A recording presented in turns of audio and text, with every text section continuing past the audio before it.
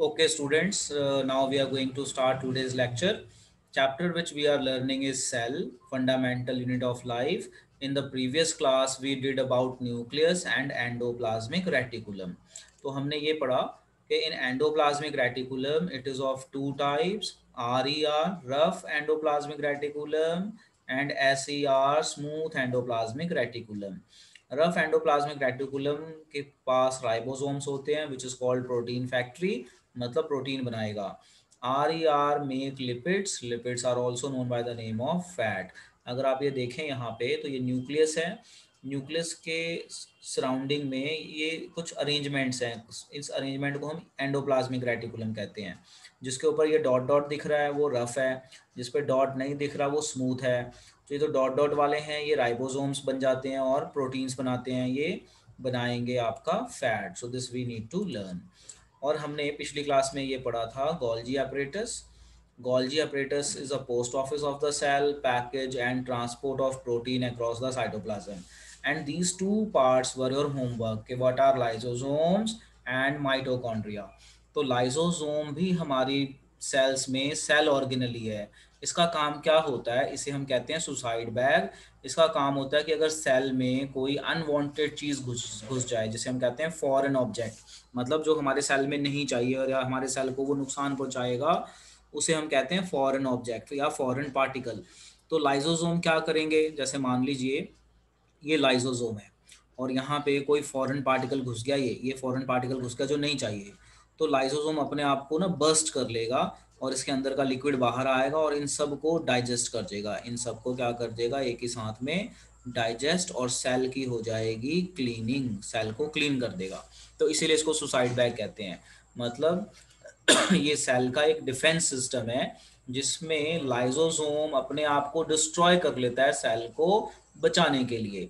तो they are referred as suicide bag of cell as they contain potent enzyme. Potent enzyme मतलब जब ये burst होगा तो इसके अंदर से एक लिक्विड बाहर आएगा. वो लिक्विड वेस्ट को या फॉरेन पार्टिकल को गायब कर देगा, डिसॉल्व कर देगा. Potent that can digest, digest मतलब खत्म कर देना, गायब कर देना अ cell.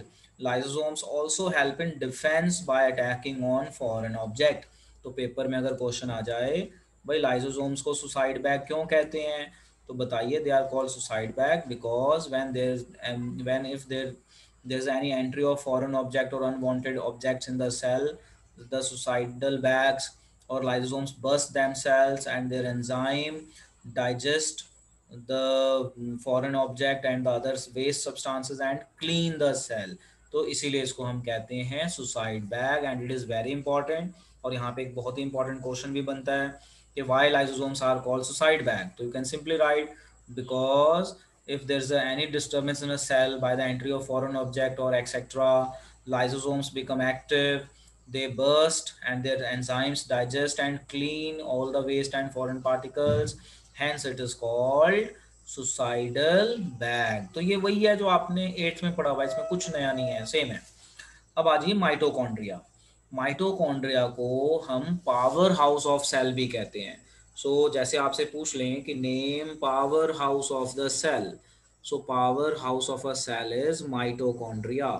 Mitochondria also known by the name of power house of a cell. So what is powerhouse of a cell or other name of mitochondria? Powerhouse of the cell. अब power का मतलब एनर्जी देता है, इसीलिए power कहते हैं. तो देखो mitochondria also called power plant of the cell. They generate ATP via electron transport chain. They also have a DNA called mtDNA which make them semi autonomous organelle. मतलब ये कुछ अपने डिसीजन अपने आप ही ले सकता है माइटोकॉन्ड्रिया, बिकॉज इसका खुद का भी डीएनए होता है.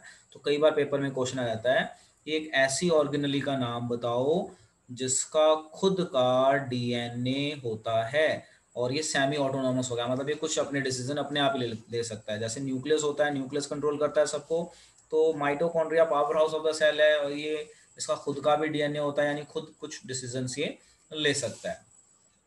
अब आप देखो कि माइटोकॉन्ड्रिया से रिलेटेड क्या पूछ सकते हैं पेपर में. पेपर में पूछेंगे why mitochondria called power house of the cell, या एनसीईआरटी क्वेश्चन भी है. तो इसका आंसर है because it generate energy in the form of ATP. ATP होता है एनर्जी मॉलिक्यूल। जैसे हमारी बॉडी में हम काम कर रहे हैं तो हमारी बॉडी को एनर्जी चाहिए, तो वो माइटोकॉन्ड्रिया देता है काम करने के लिए एनर्जी। फिर एनर्जी कम हो जाएगी, फिर हम खाना खाएंगे, फिर से एनर्जी बन जाएगी। तो एटीपी इज अपना एनर्जी मॉलिक्यूल। तो यहाँ पे क्वेश्चन बन जाता है कि what is the full form of ATP, जो हमारा एनर्जी मॉलिक्यूल है इसकी फुल फॉर्म क्या है। तो power house of the cell is mitochondria and energy currency of the cell. यहाँ पे आप ये लिख सकते हैं, पेपर में कई बार क्वेश्चन आता है, name the energy currency of the cell. तो energy currency of the cell is ATP. What is the full form of ATP. तो इस एनर्जी मॉलिक्यूल की फुल फॉर्म है एडिनोसिन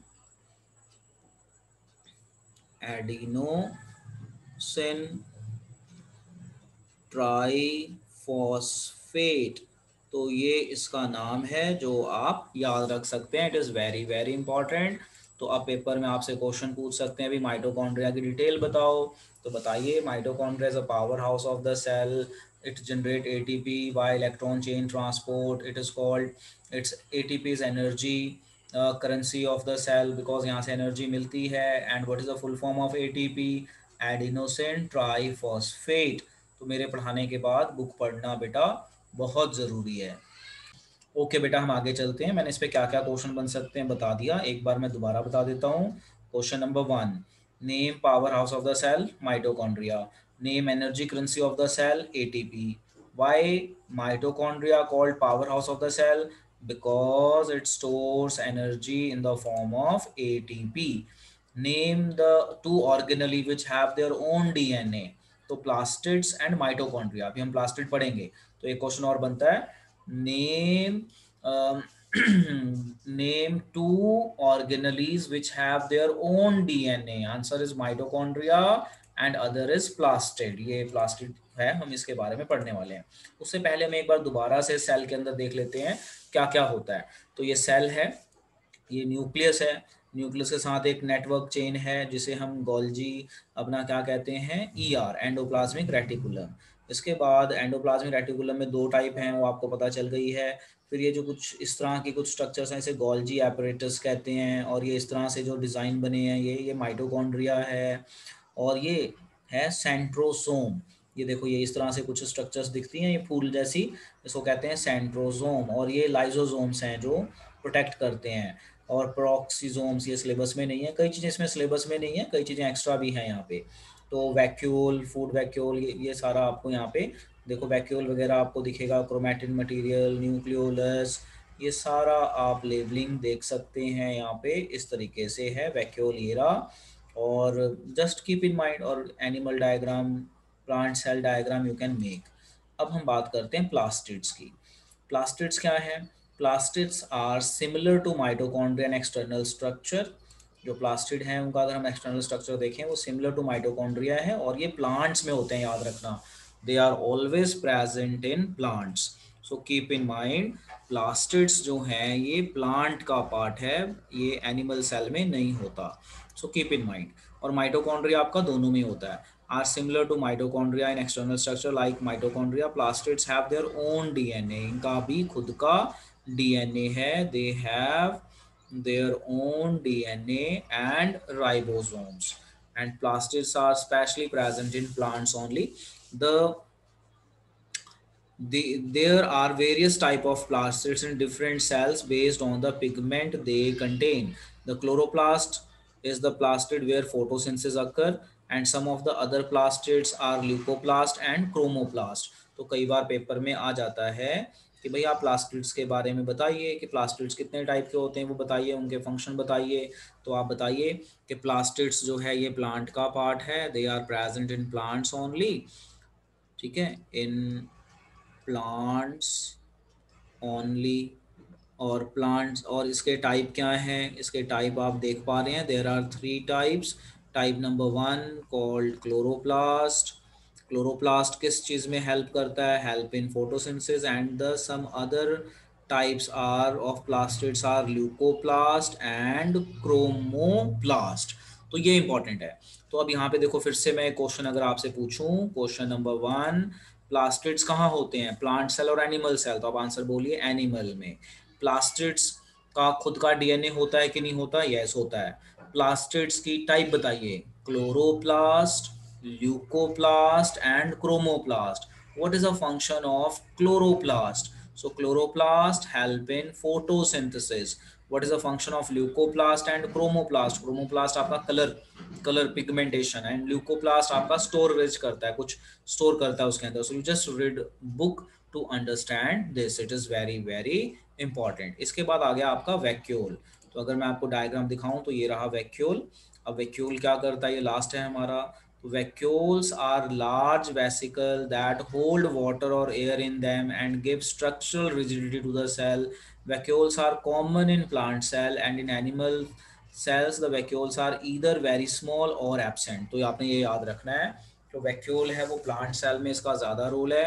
और क्या रोल है कि रिजिडिटी प्रोवाइड करता है, एयर वाटर स्टोर करता है. And vacuoles are common in plant cell and in animal cell vacuoles are either very small or absent. तो mostly absent ही होते हैं. चलिए अब इसे नोट कर लीजिए. And semi done. चलो अब मैं एक बार दोबारा बताता हूँ. Try to understand. देखो जी, प्लास्टिड्स का पढ़ रहे थे, वैक्यूल भी हमने पढ़ लिया. अब यहाँ पे ल्यूकोप्लास्ट और क्रोमोप्लास्ट है, इसके बारे में भी पढ़ लेते हैं. तो यहाँ पे हमने लिखा है कि most plant cell have large membranous organelles called plastid which are of two types, chromoplast, leucoplast और आपका एक हमने वहाँ पे क्लोरोप्लास्ट पढ़ा था. ठीक है. तो chromoplast that contain chlorophyll are called आपका क्लोरोप्लास्ट. फिर है हमारा फोटोसिंथेसिस करते हैं, हमने पढ़ लिया. The primary function of leucoplast is storage. और एक और था जिसको हमने पढ़ा था क्रोमोप्लास्ट. एक होता है क्लोरोप्लास्ट, क्लोरोफिल. क्रोमोप्लास्ट जिसमें आपका पिगमेंटेशन, ग्रीन पिगमेंट वगैरह होते हैं. तो इस तरह से आप ये ध्यान रख सकते हैं. ठीक है. सो देखो एक बार फिर से. क्रोम आपका जो है, most plant cells have large membranous organelle called plastids which are of two type, chromoplast, leucoplast और एक हमारा क्लोरोप्लास्ट था. ठीक है ना. ये चीज़ आपको समझ में आ गई. तो क्रोमोप्लास्ट दैट कंटेन क्लोरोफिल, उसी को हम क्लोरोप्लास्ट कह देते हैं. जो हमारा क्रोमोप्लास्ट है ना, उसी के अंदर क्लोरोफिल होगा तो उसको हम क्लोरोप्लास्ट कह देते हैं. इसमें कंफ्यूज ना हो जाना कि हमने ये टाइप्स बताई हैं. ठीक है. So just keep in mind. और कि पिगमेंट्स वगैरह का से रिलेटेड है ये. और ल्यूकोप्लास्ट का मेन फंक्शन है स्टोरेज. कुछ बन गया, स्टोरेज करना. ल्यूकोप्लास्ट के अंदर स्टोर करता है प्लांट अपनी चीज़ें, जैसे फैट हो गया या कुछ और चीज़ें हो गई, वो ल्यूकोप्लास्ट में स्टोर करेगा. Just keep in mind. Vacuole का हमने पढ़ लिया. अब इसके बाद जो हमारा टॉपिक आता है, इस टॉपिक का नाम है difference between animal cell and plant cell. अब ये बड़ा इंपॉर्टेंट है. तो ये आप डिफरेंसेस और भी बना सकते हैं, आपने लास्ट ईयर भी पढ़ा हुआ है. तो क्या है, एनिमल सेल का साइज छोटा होता है, प्लांट सेल का साइज बड़ा होता है. सेल वॉल एब्सेंट होती है एनिमल सेल में, प्लांट सेल में सेल वॉल प्रेजेंट होती है जो सेलुलोज की बनी होती है. एनिमल सेल में प्लास्टिड्स एब्सेंट होता है, यहाँ पे प्रेजेंट होता है. ठीक है. ये accept in case of protozoa Euglena. एक ये एक्सेप्शन है, इसको भी आप याद चाहे ना करें, नॉर्मल याद कर लें. प्लास्टिड्स आर एब्सेंट, यहाँ पे प्लास्टिड प्लांट सेल में present. Here vacuoles are many small and temporary. मतलब वैक्यूल्स आप एब्सेंट लिख सकते हैं, यहाँ पे वैक्यूल्स परमानेंट होते हैं. अभी हम पीछे पढ़ के आए. They have centrosome and centrioles. अभी हमने सेंट्रोजोम की स्ट्रक्चर देखी थी. तो एनिमल सेल में होते हैं सेंट्रोजोम, इसमें नहीं होते. अब आप इसे नोट कर लीजिए. It is very very important, plant cell and animal cell का डिफरेंस. अब देखो यहाँ पे बेटा मेरी तरफ से चैप्टर खत्म हो जाता है. अब रह गया आपका क्वेश्चन लिखना. तो काफ़ी क्वेश्चंस हमारे कवर भी हो गए हैं. और रह जाता है हमारा ये क्या कहते हैं, लर्न करना और बुक की रीडिंग करना. सो बुक की रीडिंग आप करते जाइए और चैप्टर को समझते जाइए. अब देखो कुछ क्वेश्चन है, एनसीईआरटी का ही क्वेश्चन है ये, वेरी इंपॉर्टेंट. तो हमने मोस्टली एनसीईआरटी के क्वेश्चंस बेटा कवर कर लिए हैं. अब है कि आपने उनको एक बार खुद पढ़ना है, और जैसे मैं ये आंसर्स वगैरह लिखाता हूँ ये लिख लेने हैं कॉपी में. अब ये एनसीईआरटी का क्वेश्चन है. What would happen if plasma membrane ruptures और ब्रेक डाउन. मान लीजिए ये सेल है, ये न्यूक्लियस है, ठीक है, और ये बीच में आपका साइटोप्लाज्म है, सेल मेम्ब्रेन है, ये सारा. ठीक है जी. अब क्वेश्चन है, कह रहे हैं कि what would happen if plasma membrane ruptures. Ruptures मतलब मान लो ये ब्रेक हो गया, है ना. ये इतना यहाँ से, ये ऐसे कर लेते हैं, ये आपका है, और ये इतना यहाँ से ब्रेक हो गया. ठीक है. तो ये ब्रेक हो गया. ब्रेक हो गया तो ये लिक्विड क्या हो जाएगा, आपकी मेम्ब्रेन ब्रेक हो गई, फट गई, जैसे आपके हाथ कट जाता है तो क्या होता है, खून बाहर आता है। तो अगर प्लाज्मा मेम्ब्रेन ब्रेक हो जाए या सेल मेम्ब्रेन ब्रेक हो जाए, plasma membrane plasma membrane break हो गई तो जो सेल का जितना भी पार्ट है, साइटोप्लाज्म बाहर आ जाएगा। साइटो साइटोप्लाज्म जो है बाहर आ जाएगा, तो सारी सेल ऑर्गेनलीज बाहर आ जाएंगी एंड सेल का फंक्शन रुक जाएगा एंड सेल विल डाई। तो आपके पेपर में अगर क्वेश्चन आ जाए what would happen if plasma membrane ruptures और ब्रेक डाउन, तो आप इस तरह से लिख सकते हैं कि अगर हमारा प्लाज्मा मेम्ब्रेन टूट जाए, प्लाज्मा मेम्ब्रेन ब्रेक हो जाए, तो ब्रेक हो जाएगा तो क्या होगा, जो उसका साइटोप्लाज्म का फ्लूइड है ना, fluid of cytoplasm, fluid of cytoplasm ये कहाँ है, ये बाहर आ जाएगा। बाहर आ जाएगा तो बाहर आने से क्या होगा, सारी चीजें बाहर आ जाएंगी, सेल फंक्शन रुक जाएगा, सेल का जो बेसिक फंक्शन है वो स्टॉप हो जाएगा, cell function will stop and cell will die. बस यही लिखना है। तो अगर पेपर में क्वेश्चन आ जाए कि अगर सेल वॉल टूट जाए या पंचर हो जाए या रप्चर हो जाए, ब्रेक हो जाए, कुछ भी हो जाए, जैसे हमारी स्किन कट जाती है तो क्या होता है, खून बाहर आ जाता है, और अगर हम खून को ना रोकें तो पर्सन कैन डाई ऑल्सो। तो मोस्टली एक्सीडेंट में जो लोग मरते हैं वो इसी कारण मरते हैं कि उनका खून रुकता नहीं है। तो आप इस चीज़ को ध्यान रखें। तो हमने यहाँ पे पढ़ा कि अगर किसी सेल की सेल मेम्ब्रेन ब्रेक हो जाती है तो क्या होगा, जो प्लाज्मा मेम्ब्रेन ब्रेक होगा तो जो लिक्विड फ्लूइड है वो साइटोप्लाज्म का बाहर आ जाएगा। बाहर आएगा तो क्या होगा, सेल के फंक्शन स्टॉप हो जाएंगे क्योंकि न्यूक्लियस का कोई मैसेज नहीं जाएगा and finally cell will die. So take care कि what would happen if plasma membrane ruptures का मतलब टूट जाना, ब्रेक हो जाना। तो देखो ये ब्रेक हो गया तो क्या होगा, सेल का इंटरनल पार्ट बाहर आ जाएगा, बाहर आ गया तो सेल कोई काम ही नहीं कर पाएगा and finally cells function will stop and cell will die. क्या, तो अब एक बार मैं दोबारा बता देता हूँ, आप फ्लो चार्ट को देख के आंसर बताइए बेटा, बहुत आसान है। सो लो मैं एक बार दोबारा बताता हूँ, just try to understand. If plasma membrane breaks, fluid cytoplasm will come out and cell function will stop and cell will die finally। अब आ जाओ यहाँ पे। अब अगला question, what would happen to the life of a cell if there was no Golgi apparatus। अब ये भी बड़ा अच्छा क्वेश्चन है कि भाई अगर सेल में गोल्जी apparatus नहीं होगा तो क्या होगा। तो आप समझिए जरा ध्यान से, मान लीजिए ये सेल है, ये न्यूक्लियस है, और न्यूक्लियस के आसपास इस तरह से कुछ स्ट्रक्चर्स होती हैं, आपने देखा, जैसे हम वो बोल रहे थे अपना एंडोप्लाज्मिक रेटिकुलम, फिर माइटोकॉन्ड्रिया, इस तरह से बहुत सारी चीज़ें होती हैं। और ये गोल्जी अपना गोल्जी एपरेटस होता है। तो अब ये गोल्जी एपरेटस का क्या काम है, तो एक बार हम फटाफट आपको गोल्जी एपरेटस का पहले काम दिखाते हैं, फिर हम देखते हैं कि हमारे सेल को क्या होने वाला है। देखो हमने पढ़ा था जी, ये गोल्जी एपरेटस।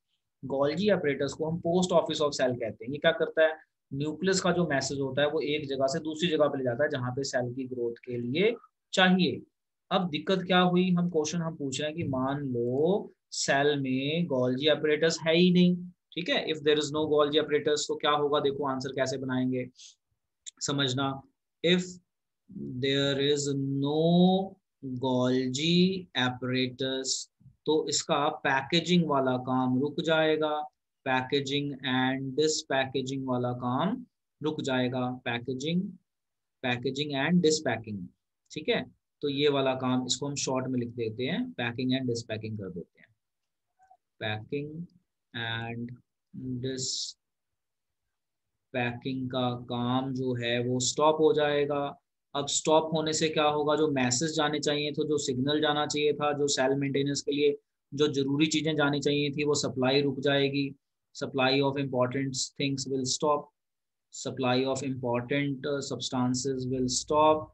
अब फिर से क्या होगा, वेस्ट इकट्ठा होता जाएगा and cell will finally die. तो यहाँ पे भी वही स्टोरी बन रही है जो हमने पीछे पढ़ा। तो एक बार देखो दोबारा, क्या होता है हमारे सेल में कि जो हमारा जो हमने पढ़ा है गोल्जी apparatus, है ना, गोल्जी apparatus क्या क्या करता है गोल्जी apparatus, इसका मेन काम है पोस्ट ऑफिस करना, package and transport of protein cytoplasm के आसपास देना। और प्रोटीन सेल को ग्रोथ में हेल्प करता है। अब क्या है कि अब उस सेल के अंदर गोल्जी अपरेटस ही नहीं है, नो गोल्जी अपरेटस।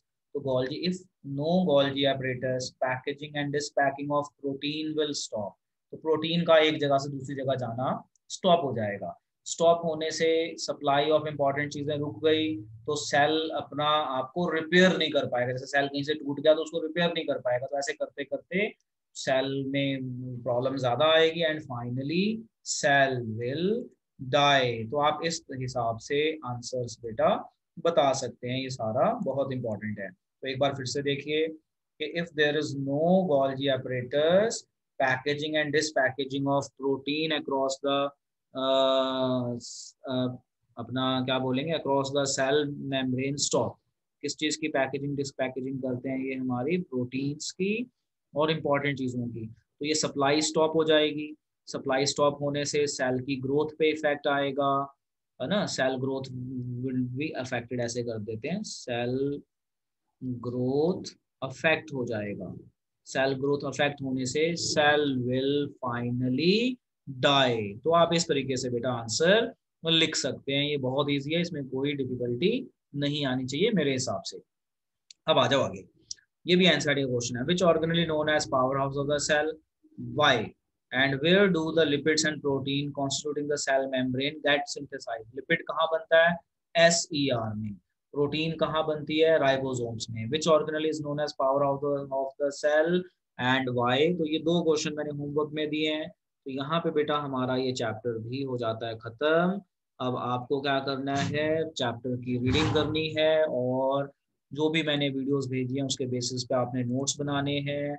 और एनिमल सेल और प्लांट सेल की जो डायग्राम्स हैं आपकी बुक से, ये इसको बनानी है। ये एनिमल, ये आपका प्लांट सेल की डायग्राम है और ये एनिमल सेल की डायग्राम है आपकी एनसीईआरटी बुक की। तो आप ये बना सकते हैं। बट अगर आपने ये बनाया हुआ है, ये वाली डायग्राम मान लीजिए, ये वाली, तो ये एनिमल सेल की डायग्राम है, तो ये बना लिया तो जरूरत नहीं दूसरी बनाने की।